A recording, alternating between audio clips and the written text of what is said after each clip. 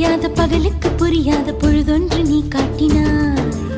இதயத்தில் நீ இருப்பதனால் நான் தூங்கும் நேரத்தில் என்னுள்ளே தூங்காமல் நெஞ்சுக்குள் வாயாடினாய்.